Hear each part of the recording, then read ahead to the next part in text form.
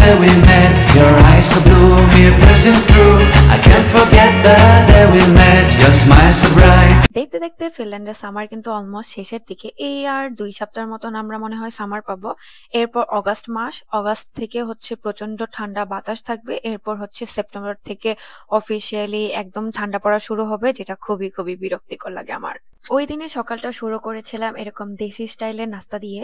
সকাল সকাল এরকম নাস্তা সচরাচর ফিনল্যান্ড আসার পর খুব কমই করা হয়, যেমন পরোটা, চা, তারপর গরুর মাংস অ্যান্ড লেফট ওভার যে গরুর মাংস থাকে এটা জাল দেওয়ার পর এত সুন্দর একটা কালার হয়, এত সুন্দর একটি স্মেল বের হয়, যেটা পরোটা দিয়ে খাইতে আমার অনেক ভালো লাগে অ্যান্ড আমার হাজবেন্ডেরও অনেক পছন্দ।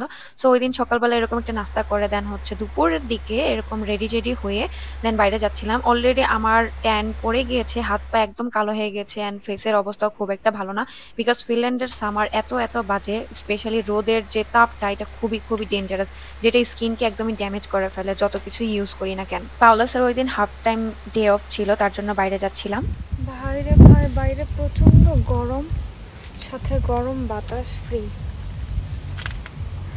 রেডি হয়ে বেরোইছি, বিচে যাব, বাট তার আগেই মানে চেহারা জ্বলে শেষ এই কয়দিনের ট্যুরে। এটাই লাস্ট উইক, যে উইকটায় এরকম গরম ছিল। এর পরের উইকটায় একদমই গরম ছিল না ওইরকম, অ্যান্ড সাথে বৃষ্টিও ছিল, যার কারণে লাস্ট সামারটা একটু এনজয় করি। একদম সামারে ইন্ড চলে আসছে, যেহেতু সামনে অগাস্ট, তো অগাস্টে হচ্ছে ওইরকম গরম থাকবে না, তার জন্য ভাবলাম এখনই ঘোরাঘুরি করি। অ্যান্ড আমার বার্থডের পরপরই হচ্ছে এই প্ল্যানটা করা হয়েছে, একদম সাডেন প্ল্যান, বিকজ পাওলাস ওইরকম ডে অফ পায় না, অ্যান্ড যখনই পায় ও হচ্ছে বাসায় সময় কাটায়। তো ওই দিন ভাবলাম আমরা একটু বের হই, অ্যান্ড ও হচ্ছে সুইমিং করে নাই বলা যায় একদমই, যে বিচের পাড়ে গিয়ে সুইমিং করবে ওই সময়টা আর হয় নাই। তো ওই প্ল্যান করেই হচ্ছে আমরা বের হই। আমাদের এদিকে একটা রিসোর্ট আছে, এটা পুরোটাই রিসোর্ট, জায়গাটা এত সুন্দর। আমরা হচ্ছে যখন যাই তখন তো একদম অবাক হয়ে যাই, এত মানুষ ছিলেন, এত ভালো লাগতেছিল, বিকজ ফিনল্যান্ডে তো আমি মানুষ দেখি না বলা যায়। যখন সামার শুরু হলো তখন একটু মানুষ দেখা শুরু হয়েছে, অ্যান্ড এখানে আসার পরে অনেক ভালো লাগতেছিল, এত সুন্দর ওয়েদার ছিল। ওই দিনকার ওয়েদারটা বেশি রোদও না, আবার হচ্ছে বেশি গরমও ছিল না, লাস্ট মোমেন্টে ভালোই লাগছে। কিন্তু দুপুরের টাইমে এত রোদের তাপ থাকে যে শরীর পড়ে যায়। আমরা যখন গিয়েছিলাম তখন অলমোস্ট 4টা বাজতেছিল। আমরা একদম ওইখান থেকে বের হয়েছি 7টা-8টার দিকে, কারণ এখানে হচ্ছে একদম রাত হয় 12টার পরে, মানে সানলাইট চলে যায়। 12টা থেকে 3টা পর্যন্ত একটু ডার্ক থাকে, এরপর আবার 3টার পর সানলাইট উঠে যায়। মানে এখানকার সামারটা এরকমই থাকে। বিডি থেকে অনেকে কল দিলে যখন দেখে যে রাতের বেলা এরকম সানলাইট, তখন অনেকে অবাক হয়ে যায়, বিকজ এই জিনিসটা অনেকেই জানে না। ইউরোপের অনেকগুলো কান্ট্রি আছে যে কান্ট্রিগুলোতে হচ্ছে রাত হয় 10টার পর বা 12টার পর।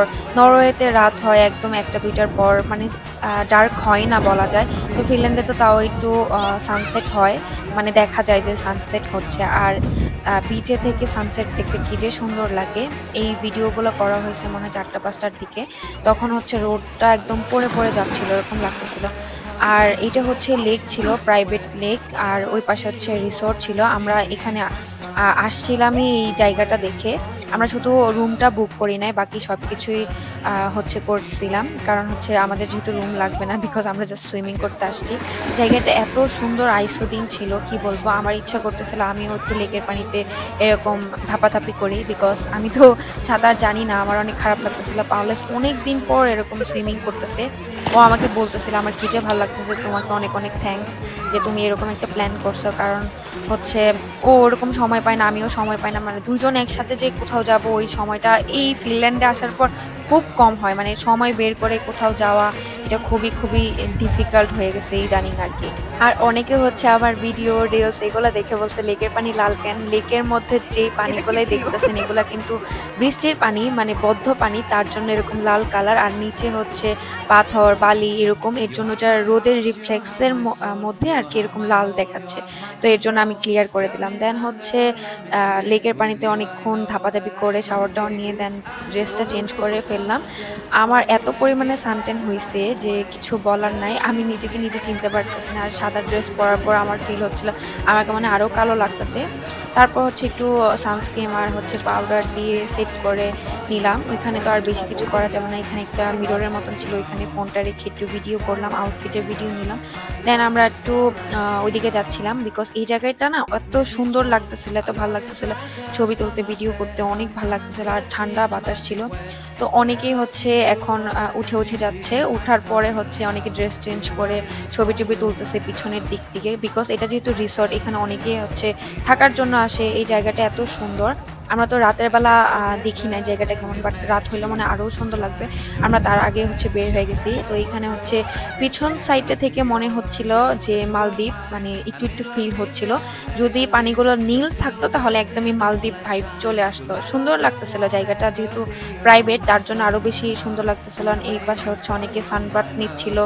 এই সুন্দর সাদা আউটফিটটা আমি নিয়েছিলাম এই বিচে পরার জন্য, ফাইনালি পরা হলো। আমি তো ভাবছিলাম এই বছর পরাই হবে না, নেক্সট ইয়ার পড়তে হবে, বাট ফাইনালি হচ্ছে বিচে আসা হলো আমাদের একসাথে। এটাই অনেক, সাডেন প্ল্যানগুলো অলওয়েজই অনেক ভালো হয়, স্পেশালি আমার জন্য। আমি সবসময় সাডেন প্ল্যানে অনেক অনেক এনজয় করি। প্রি প্ল্যান করে আমি কখনোই কিছু করতে পারি নাই, হয়ও না। অ্যান্ড প্রি প্ল্যান করে করলে হচ্ছে ওগুলাতে ভেজাল হয় বেশি, আমার সাথে সবসময় এরকম হয়। সাডেন প্ল্যান আমার জীবনে সবসময় বেস্ট হয়ে আসছে অ্যান্ড বেস্ট হয়ে থাকবে ইনশাল্লাহ। যাই হোক, এরপর হচ্ছে সিটিতে চলে আসলাম। এখানে এসে একটু মার্কেটে গেলাম, টুকটাক স্ন্যাক্স কিনলাম, বিকজ হচ্ছে আমাদের প্রচুর ক্ষুধা লাগছে। সুইমিং করলে নাকি প্রচুর ক্ষুধা লাগে, এটা সত্যি কথা, আমি এখন রিয়েলাইজ করি। এরপর আমাদের ফেভারিট হচ্ছে একটা পাত্থাই অর্ডার দিলাম, ওইটা হচ্ছে খাওয়ার পর আবার আরেকটা ঝাল যেটা ওইটা অর্ডার দিছি। তো দুইটা পাত্থাই খেয়ে দেন হচ্ছে ফুল হয়ে এরপর বাসার দিকে যাচ্ছি। এই ছিল আজকের ব্লগ।